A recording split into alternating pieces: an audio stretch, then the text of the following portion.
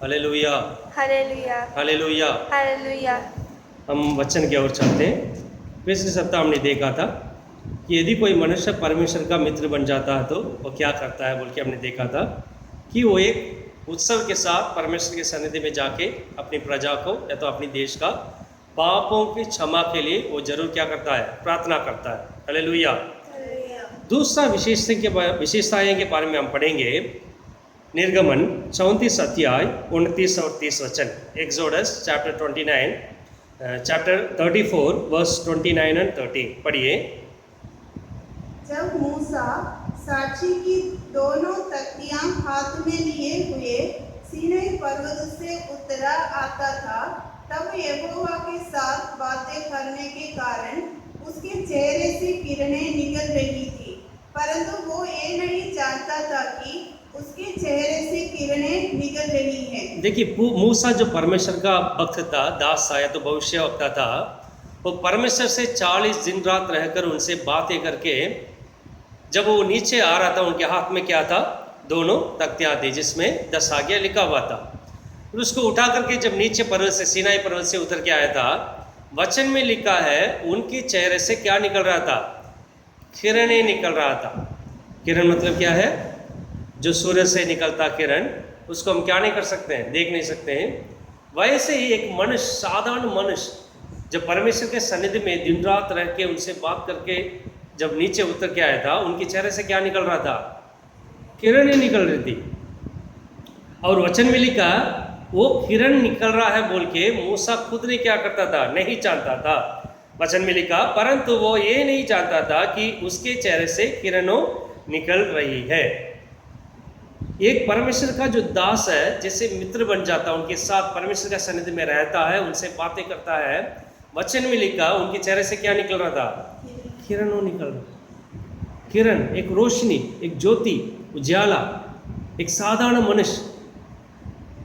अगले वचन में लिखा, पढ़िए।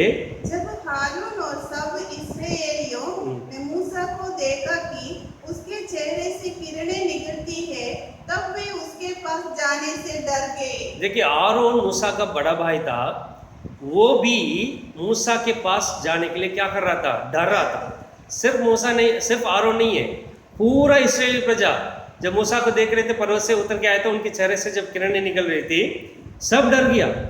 अभी तक उनके सामने खड़े होने के लिए वो लोग नहीं डर रहे थे, मूसा से कुटकुटा रहे थे, लड़ रहे थे।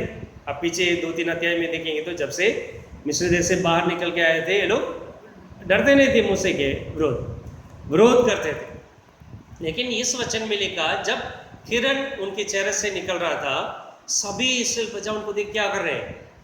डरने लग गया। इसका मतलब क्या है? यदि आप ज्योति का परमेश्वर के साथ रहेंगे तो आपके जीवन से क्या निकलेगा? ज्योति निकलेगा। यदि अंधकार के लोग के साथ रह के रहेंगे, उनकी आदतें सीख लेंगे, आपके जीवन से क्या निकलेगा? अंधकार की आदतें निकलेगी। जितने ज्यादा परमेश्वर के सन्निधि, क्योंकि हमारे परमेश्वर वचन में लिखा ज्योति का परमेश्वर है, वो ज्योति में वास करने वाला, तो उस परमेश्वर के साथ ही आप समय बिताना चाहोगे, उनसे बात करके रहना चाहते हो, समय जब भी मिलता हो उनके सन्निधि में प्रार्थना करने लग जाओगे, उनके वचन पढ़ेंगे, उनसे बात करना सीख लोगे, एक मित्र के समान आप बन जाओगे, तो जरूर वचन में लिखा है आपके चेहरा से क्या निकलेगा? ज्योति, आपके जीवन से ज्योति निकलेगा। हो सकता है मूसा के चेहरा से जो किरण निकल रहे थे वैसे नहीं निकलेगा नया नियम में, लेकिन ज्योति का परमेश्वर के साथ आप रहोगे तो आपके जीवन से क्या निकलेगा? ज्योति निकलेगा। जिस अंधकार की जगह में आप जाओगे, जो अंधकार में फंसे हुए उनके जीवन में आप जाओगे, कुछ बातें करोगे, तो उनकी जीवन में आपके द्वारा क्या चले जाएगा? ज्योति चले जाएगा। इसलिए बहुत जरूरी है दूसरी विशेषताएं इंसान का जो परमेश्वर का मित्र बन जाता है, उनके जीवन से क्या निकलेगा? ज्योति निकलेगा। तीसरा वचन में हम पढ़े थे, जब आरोन और सब कलीसिया उनको देखा तो सब क्या करने लग गया? डरने लगे। इस बात को कोई नहीं जानता था। मूसा जब नीचे उतर के आ रहा था, आरोन डर रहा, दूर जा रहा, इस्राएल बच्चा दूर जा रहा, इनको समझ नहीं आ रहा क्या हो रहा। भाई मैं इतना दिन के पास बात आया हूँ, लोग मेरे पास आना चाहिए था, लेकिन ये लोग क्या कर रहे हैं? दूर जा रहे हैं। बाद में पता चला इस्राएल प्रजा बोल रहे हैं हम आपसे क्या नहीं करना चाहते हैं, बात नहीं करना चाहते, आपकी चेहरा से किरण निकल रहा था। मूसा भी नहीं जानता था, क्योंकि वो ज्योति के बीच में परमेश्वर के साथ रहते रहते उनकी चेहरा कैसे बदल गया वो खुद नहीं जानता था। बाद में पता चला मेरे चेहरा से ज्योति निकल रहा है। उनको कोई फर्क नहीं पड़ा, क्योंकि वो ज्योति में रहने वाला परमेश्वर साथ रहता था। बाकी लोगों को फर्क पड़ा, क्योंकि वो लोग अच्छा जीवन नहीं बीतते थे। आप जानते होंगे जब पर्वत से नीचे आ रहे थे वो लोग क्या कर रहे थे, पाप कर रहे थे। चलो हम और एक वचन पढ़ेंगे, 2 कोरिन्थियों 4 अध्याय 4 वचन। 2 कोरिन्थियों 14 अध्याय 14 वचन। और उन अविश्वासियों के लिए हाँ। जिनकी बुद्धि को इस संसार के ईश्वर ने अंधी कर दी है, ताकि मसीह जो परमेश्वर का प्रतिरूप है उसके तेजोमय सुसमाचार का प्रकाश उन पर न चमके। पौलुस जब लिख रहा था, क्या लिख रहा था, इस संसार के एक ईश्वर है अर्थात शैतान, वो क्या करता था, वो अविश्वासियों के लिए उनकी मन को उन्होंने क्या कर दिया, अंधी कर दिया। क्यों? जब मसीह इस दुनिया में आया था, अंधेरा में रहने वाला मनुष्य के लिए वो क्या बन के आया था, एक प्रकाश बन के आया था। वचन में लिखा है उसके तेजोमय सुसमाचार का प्रकाश उन पर ना चमके। तो मसीह इस दुनिया में रोशनी कैसे लेकर आया था, या तो प्रकाश कैसे लेकर आया था, सुसमाचार के द्वारा। वचन में देखिए लिखा है उसके तेजोमय सुसमाचार का प्रकाश उन पर ना चमके। मतलब सुसमाचार में क्या है, प्रकाश है, क्योंकि वो तेजोमय है, नहीं प्रकाश है। एक सुसमाचार मसीह के द्वारा बोला गया सुसमाचार में क्या है, ज्योति है, प्रकाशमय है, वो प्रकाश है। वो लोग जो अंधकार में रहते थे उनको क्या देता, वो प्रकाश देता। इसलिए संसार के जो स्वामी या तो शैतान है वो क्या करने लग गया, लोगों का मन को अंधी कर दिया, ताकि सुसमाचार उनके जीवन में जाके नहीं चमके। नहीं, वो सुसमाचार कैसे तेजोमय बन सकता है, सुसमाचार कैसे प्रकाश बन सकता है, उसी वचन में पीछे लिखा है ताकि मसीह जो परमेश्वर का प्रतिरूप है, इस दुनिया में मसीह सो आया था, वो किसका प्रतिरूप है, सर्वशक्तिमान परमेश्वर, उनका प्रतिरूप है। मतलब जो कोई मसीह को देख ले वो किसको देखने की आवश्यकता नहीं है, परमेश्वर, क्योंकि दोनों एक ही है। जो परमेश्वर का प्रतिरूप है वो सब क्या है, मसीह।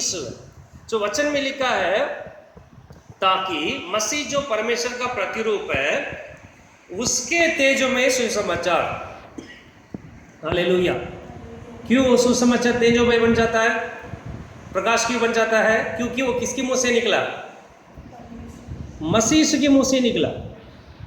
क्यों मसीह के मुंह से निकला हुआ सुसमाचार तेजोमय बन सकता है, या तो प्रकाश बन सकता है। ऐसे क्या जरूरी है मसीह के मुंह से निकला वचन सब प्रकाश दे सकता है आपके जीवन में? क्योंकि वचन में लिखा है मसीह साधारण मनुष्य नहीं है, बल्कि वो साधारण मनुष्य बन के आया था। लेकिन वो किसका प्रतिरूप है, जिस परमेश्वर स्वर्ग में वास करता था, जिसको हम नहीं देख सकते थे, उस सर्वशक्तिशाली ज्योति में रहने वाला परमेश्वर का प्रतिरूप कौन है, मसीह। इसलिए जो मसीह के मुंह से जो वचन निकलता है, सुसमाचार निकलता है, उसमें क्या है, प्रकाश है, उसमें ज्योति है।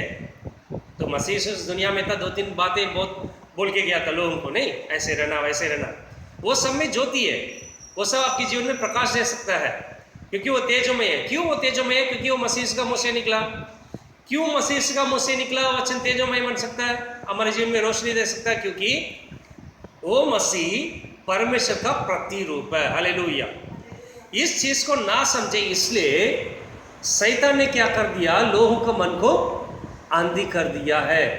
वो सबको बोलता है कि ये साधारण वचन, वैसे बहुत लोग बोल सकते हैं, वैसे दुनिया में बहुत लोग बोल के गया, ऐसे रहना वैसे रहना, झूठ मत बोलना वैसे, लेकिन वो सब ज्योति नहीं दे सकता। हो सकता है संसार में बड़े बड़े लोग, या तो बड़े बड़े स्वामी जो लोग जो संसार में मानते थे, वो लोग भी अच्छे वचन बोला, झूठ मत बोलो, हत्यारा मत करो, सब सही है, लेकिन वो वचन में क्या नहीं है, ज्योति नहीं है, क्योंकि वो लोग किसका प्रतिरूप नहीं है, परमेश्वर का प्रतिरूप नहीं है। परमेश्वर का प्रतिरूप एक ही है, जिसका नाम मसीह। इसलिए मसीह से जब वो बातें कही, तब वो वचन में क्या आ गया, रोशनी है, उस वचन में प्रकाश है, वो वचन ज्योतिमय सुसमाचार है। इसलिए वचन में लिखा है ताकि मसीह जो परमेश्वर का प्रतिरूप है उसके तेजोमय सुसमाचार का प्रकाश उन पर ना चमके। लेकिन हम परमेश्वर को धन्यवाद देते हैं, उस समाचार का जो प्रकाश है वो किस में चमक गया, हमारे ऊपर चमक गया। ठीक है, अभी 6 वचन में लिखा है, इसलिए हाँ। परमेश्वर की है हम्म। जिसने कहा कि अंधकार में से ज्योति चमके। परमेश्वर ने ही कहा है ज्योति कहाँ से चमकेगा, अंधकार से ही चमकेगा। जहां पर अंधकार है वहीं पर क्या हो सकता है, ज्योति आ सकता है। वहां पर जहां पर ऑलरेडी पहले से ही ज्योति है वहां पर क्या नहीं चमकेगा, अंधेरा जहां पर रहेगा तब एक टार्च लेके जाएंगे, एक रोशनी लेके जाएंगे, वहां पर क्या चमकेगा, ज्योति चमकेगा। हाँ। और वही हमारे हृदयों में चमका। वही जो परमेश्वर इस बातों को कहा था, वही उसी परमेश्वर कहां पर चमका, हमारे हृदयों में। कैसे चमका, जो परमेश्वर का रोशनी मूसा का चेहरा में चमका था, वही परमेश्वर किसके हृदय में चमका, भी हमारे हृदय में चमका कि परमेश्वर की महिमा की पहचान की ज्योति यीशु मसीह के चेहरे से प्रकाशमान हो। तो यीशु मसीह के चेहरे में क्या है, परमेश्वर की महिमा की पहचान की ज्योति यीशु मसीह के चेहरा से। जो यीशु मसीह दुनिया में आया था उनकी चेहरा में क्या प्रकाशमान हुआ, परमेश्वर की महिमा की पहचान की ज्योति जो यीशु मसीह के चेहरा में। हम 4 वचन में पढ़ा था, मसीह यीशु पिता परमेश्वर का प्रतिरूप है, इसलिए उनकी मुंह से निकला हुआ हर एक वचन हमारे जीवन में क्या दे सकता है, प्रकाश दे सकता है, क्योंकि वो ज्योतिमय सुसमाचार है। अभी 6वां वचन में पौलुस लिखता है, परमेश्वर का पहचान की महिमा, या तो परमेश्वर की महिमा की पहचान की ज्योति यीशु मसीह के चेहरा से। जो यीशु मसीह के चेहरा में क्या छुपा हुआ है, परमेश्वर की पहचान की महिमा की ज्योति, या तो परमेश्वर की महिमा की पहचान की ज्योति कहां पर चमक रहा है, यीशु मसीह की चेहरा में चमक रहा है।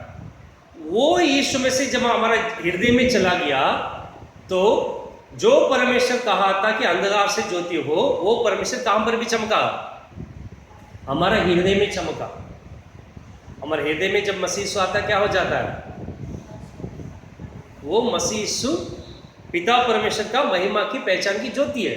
जो हमारे हृदय में आ जाता है तो परमेश्वर का ज्योति कहां पर आ जाता है, हमारा हृदय में आ जाता है।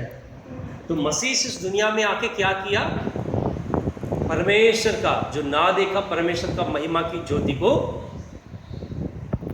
उनके तेजमय रूप को कहां पर ले आके रख दिया, सुसमाचार के द्वारा हमारे हृदय में रख दिया। इसलिए हमारा हृदय में परमेश्वर की ज्योति क्या कर रहा है, चमक रहा है। मूसा का चेहरा में जब देखा था किरण निकल रहे थे, लेकिन हमारे चेहरे से कोई किरण नहीं निकलेगा, बल्कि जो कोई हृदय में मसीह सुवास करता उनकी हृदय में परमेश्वर का महिमा की ज्योति, उनकी पहचान, उनकी महिमा, वो सब कहाँ से निकलता है, हमारे हृदय से निकलता है। जब हम किसी से बात करते हैं उसी सुसमाचार को उनकी जीवन में भी क्या प्रवेश करेगा, ज्योति प्रवेश करेगा। यदि मसीह से हमारे जीवन में तो किसका ज्योति है, परमेश्वर का महिमा की ज्योति है। वो हमारे हृदय में, तो हम किसी को वचन सुनाएंगे उनका हृदय में भी क्या चले जाएगा, वचन चले जाएगा, चलिए ज्योति चले जाएगा। और एक वचन पढ़िए, फिलिपियों 2 अध्याय 15 वचन में, फिलिपियों 2 अध्याय 15 वचन, ताकि तुम निर्दोष और भोले होकर टेढ़े और हठीले लोगों के बीच परमेश्वर के निष्कलंक संतान बने रहो, जिनके बीच में तुम जीवन का वचन लिए हुए जगत में जलते दीपकों की नाई दिखाई देते। अभी पौलुस कहता है, जिनके बीच में इस संसार के लोग जो पाप की जीवन बीते उनके बीच में तुम जीवन का वचन लिए हुए, यदि जो मसीह से लिखा हुआ या तो द्वारा कहा हुआ वचन को ले लिया, तुम जगत में जलते दीपकों के नाई दिखाई देते हो।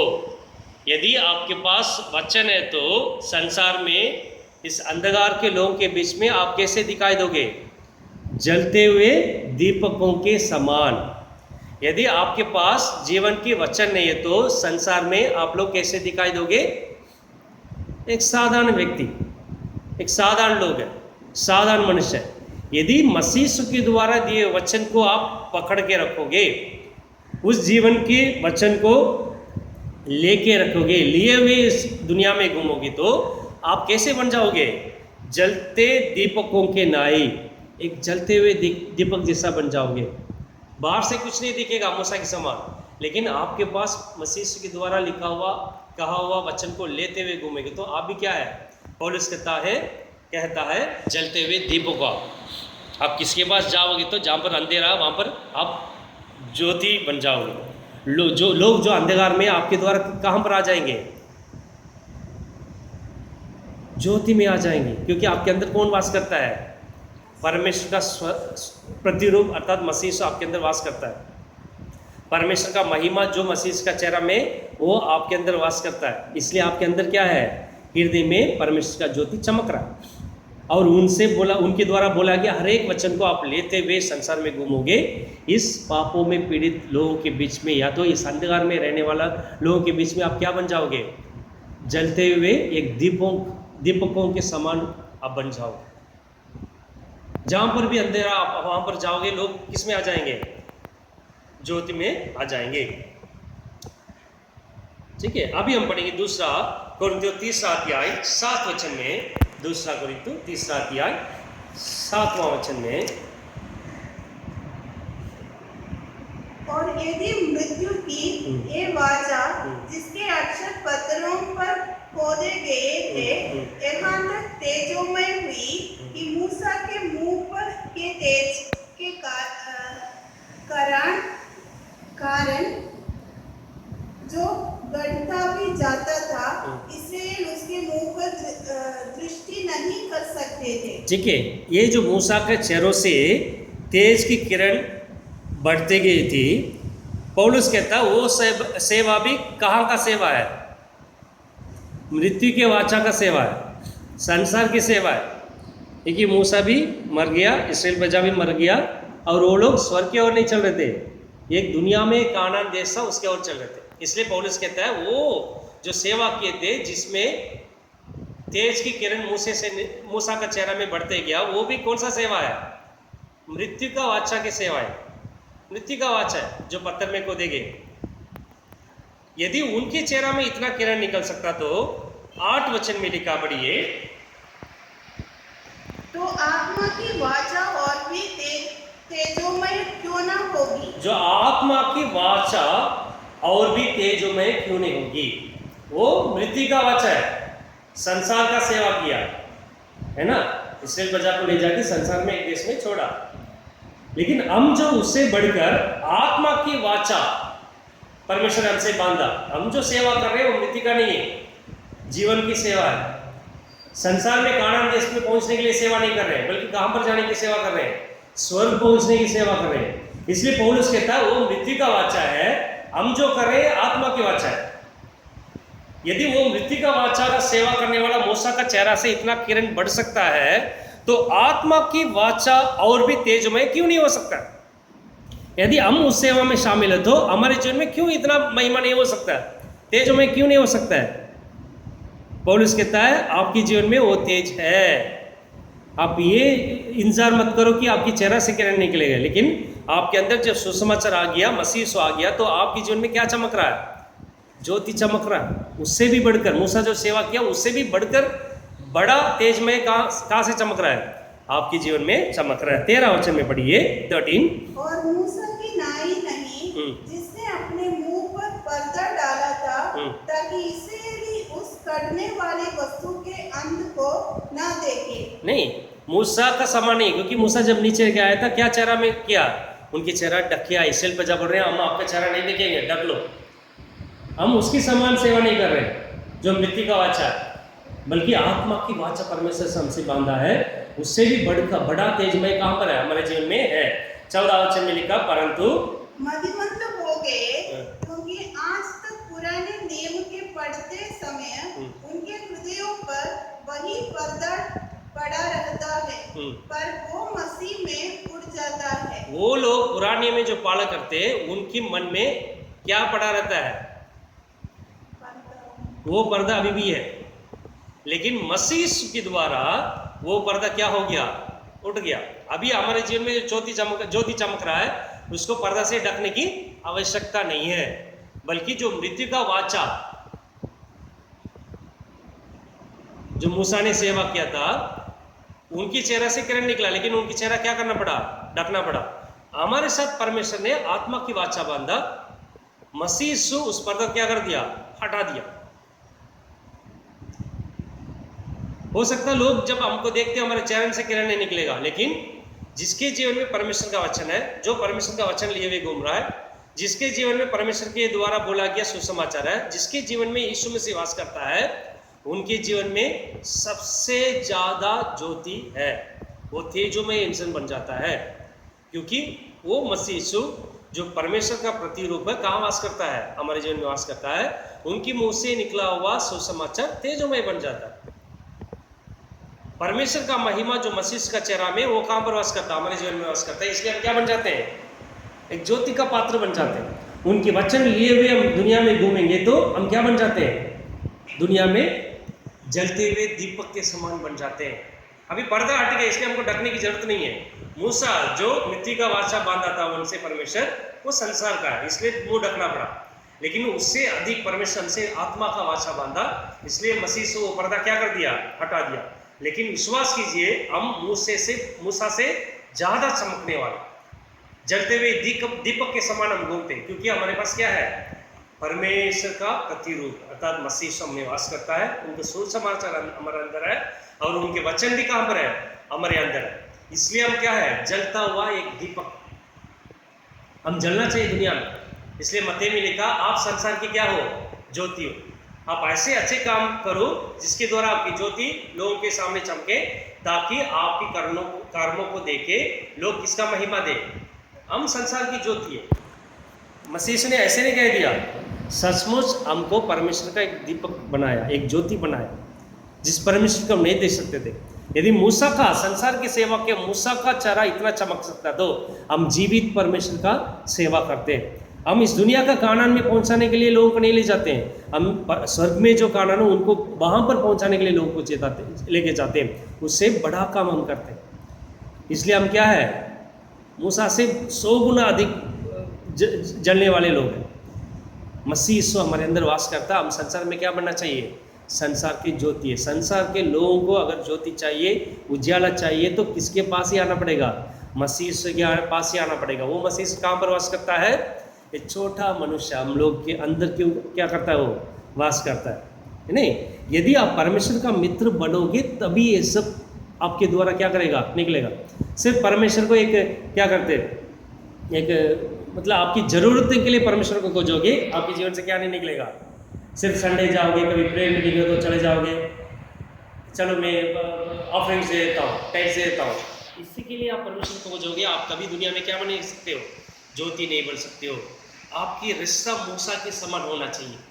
जैसे मसीह जब इस दुनिया में थे, जब भी समय मिलता था वो कहाँ पर चले जाता था, पहाड़ में चढ़ के पिता परमेश्वर से विनती करने चले जाता। उनका रिश्ता ऐसा था, वो एक दूसरे से मिले जुले थे, एक ही थे वो। वैसे हम भी परमेश्वर से मिलजुल के रहेंगे, उनसे बातें करेंगे, उनका वचन पढ़ेंगे, हरदम उनको खोजना चाहते। देखिए अभी कोविड-19 के कारण परमेश्वर कितना समय हम लोगों को दिया, सब बंद हो गया, कलिसिया मंदिर बंद हो गया, कलिसिया बंद हो गया, नहीं स्कूल बंद हो गया, सब कुछ सेवा बंद हो गया। कम से कम 4 महीने पूरा रेस्ट मिला। आप सोच के देखिए आप कितना समय परमेश्वर का सानिध्य में बीता था, परिवार के लिए आप बीता था, टीवी के सामने बैठ के बीता था समय, लोगों को फ़ोन करके टाइम बीता था। आप सोच के देखिए कि परमेश्वर के सानिध्य में कितना समय आपने बीता, इतना समय रेस्ट दिया परमेश्वर ने 4 महीने।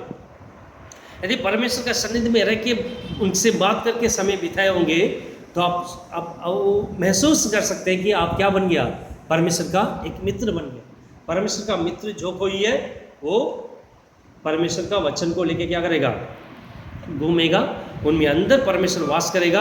आप संसार में लोग क्या बन जाएंगे, एक ज्योति का कारण बन जाओगे। आपके पास जो भी आएगा वो अंधेरा से उनको क्या मिल जाएगा, छुटकारा मिल जाएगा। हालेलुया। तो दूसरा विशेषता क्या है, यदि परमेश्वर का मित्र कोई बन जाएगा, उनके जीवन से क्या निकलेगा, ज्योति निकलेगा। वो अंधकार में ज्योति बन जाएंगे, जलता हुआ दीपक बन जाएंगे। पहला विशेषताएं क्या है? वो परमेश्वर का सन्निधि में जाके उत्सव के साथ लोगों के पाप के लिए प्रार्थना करना चाहेगा। दूसरा, यदि कोई परमेश्वर का मित्र बन जाएगा, उनके जीवन से क्या निकलेगा? ज्योति निकलेगा। आप उजाला बन जाओगे, आप संसार की ज्योति हो। आपके बिना लोग अंधेरा से कहाँ नहीं आ सकते हैं? ज्योति में नहीं आ सकते हैं। आपको एक जलता हुआ दीपक बना के परमेश्वर ने क्या कर दिया? इस दुनिया में रखा हुआ। परमेश्वर इस वचन को आशीष करेगा। हम आंखें बंद करके प्रार्थना करेंगे। पिता परमेश्वर, इस सुबह का समय में परमेश्वर की थोड़ा देर आपके वचन को मनन करने के लिए आपने मदद किया, उसके लिए धन्यवाद देता हूँ परमेश्वर। ये वचन परमेश्वर जो कोई सुनता है उनके हृदय में आप कार्य कीजिए परमेश्वर। इसको समझने के लिए आप हमको बुद्धि दीजिए परमेश्वर। बहुत लोगों का मन को परमेश्वर संसार के जो शैतान है वो अंधी करके रखा, लेकिन परमेश्वर हमारे द्वारा वो लोगों को मन में ज्योति होने के लिए, वो लोग ज्योति पाने के लिए हमको एक दीपक बना के रखा परमेश्वर इस दुनिया में। इसलिए हम आपका एक अच्छा मित्र बन के आपके सन्निधि में बैठ के परमेश्वर आपकी ज्योति को इस दुनिया में फैलाने के लिए हमको मदद कीजिए परमेश्वर, अनुग्रह दीजिए। जो कोई इस वचन को सुनते हैं उन सबको परमेश्वर के नाम से उनको आशीष करता हूँ, उनको परमेश्वर को आशीष, उनके परिवार को आशीष करता हूँ, उनको आशीष कीजिए परमेश्वर।